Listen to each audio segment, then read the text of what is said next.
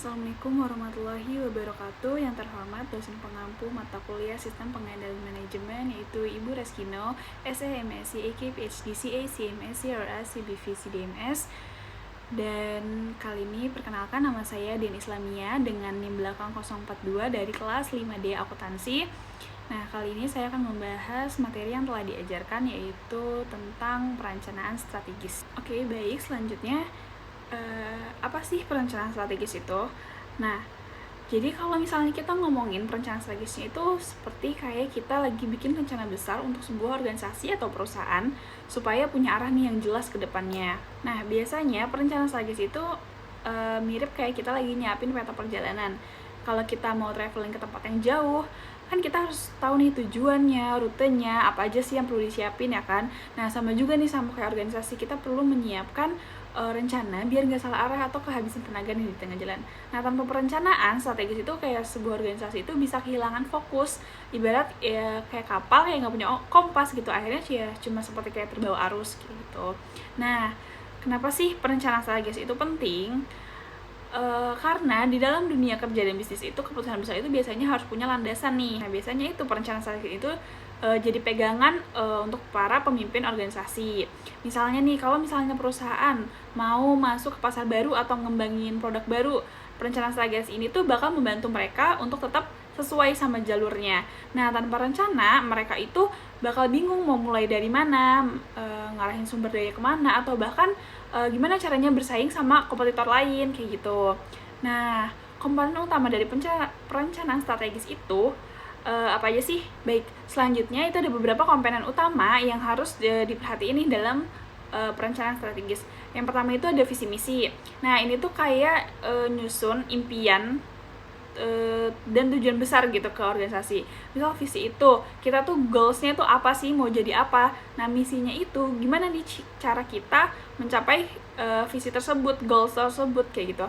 Nah, yang kedua kita nganalisis lingkungan. Nah, di sini tuh kita tuh ngelihat gitu kan, dari internal maupun eksternal. Nah, misalnya dari internal nih, kita analisis nih kekuatan sama kelemahan perusahaan organisasi kita itu apa. Nah, kita perhatiin juga nih kalau misalnya dari faktor eksternal itu peluang sama ancaman dari pasar atau kompetitor itu seperti apa. Baik, yang ketiga itu ada tujuan strategis. Nah, ini tuh adalah target besar yang mau pengen dicapai sama suatu organisasi. Jadi tujuan strategis ini itu harus spesifik dan jelas gitu realistisnya.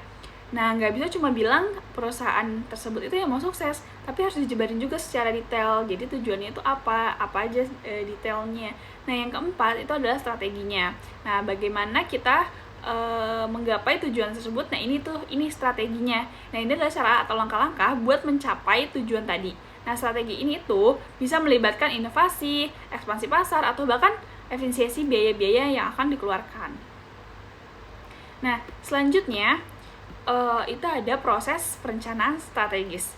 Nah, kalau ngomongin prosesnya, kan perencanaan strategis itu nggak instan. Ada beberapa langkah yang harus dilewatin dari komponen yang tadi telah disebutkan.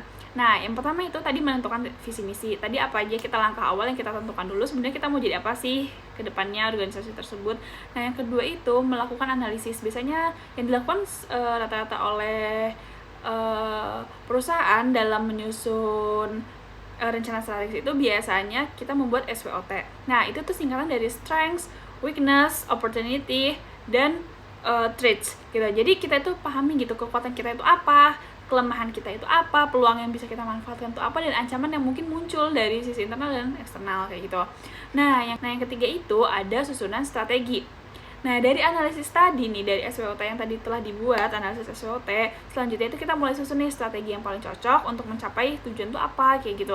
Nah, yang keempat itu implementasinya. Jadi, bagaimana kita mengimplementasi dari susunan strategi yang tadi kita telah buat, mengeksekusi rencana-rencana yang sudah disusun. Nah, strategi yang udah disusun tadi diterjemahkan jadi aksi nyata. Nah, yang kelima itu ada evaluasi dan kontrol. Jadi setelah kita melakukan implementasi tersebut, kita perlu juga melakukan evaluasi nih terhadap kinerja yang telah diberikan. Jadi misal kayak sudah melakukan sesuatu, kita perlu evaluasi sesuai nggak sih sama rencana yang kita siapkan, dan kontrol juga apakah tidak melebihi batas atau masih berapa sih kayak gitu. Baik, mungkin saya di sini akan menjelaskan contoh nyatanya ya. Misal kayak sebuah perusahaan nih kopi lokal itu bersaing nih sama brand-brand kopi internasional. Nah, langkah pertama yang mereka mungkin bakal lakuin tuh adalah analisis pasar dulu. Jadi analisis dulu peluangnya apa sih gitu kan, kelemahannya apa. Setelah itu mereka bikin strategi. Misalnya karena dia mau bersaing dengan kopi internasional, maka kopi lokal ini ngebuat cita rasanya tuh yang otentik gitu kayak kopi lokal, dan buka cabangnya tuh ya di kota-kota besar kayak gitu kan. Jadi strategi itu diimplementasikan, misalnya disusun nih strateginya itu dengan membuat kampanye gitu, iklan yang menarik dan melibatkan komunitas pencinta kopi. Jadi nggak lupa juga mereka juga rutin evaluasi. Nah, apakah penjualan naik atau turun? Jadi dilihat juga track record dari pelanggan. Jadi harus juga kalau misalnya ada evaluasi dan kritik dari pelanggan itu juga perlu diperbaiki seperti itu. Baik, selanjutnya dari pemaparan bahasan materi yang tadi telah dijelaskan, mungkin saya akan masuk ke kesimpulan. Jadi intinya perencanaan strategis itu adalah fondasi penting untuk organisasi atau perusahaan biar tetap on track gitu dalam mencapai tujuan. Nah, dengan perencanaan matang, semua langkah itu jadi lebih terarah gitu kan, dan peluang buat sukses juga lebih besar. Nah, oke, baik. Mungkin sampai di sini pembahasannya. Kurang lebihnya mohon maaf. Wassalamualaikum warahmatullahi wabarakatuh.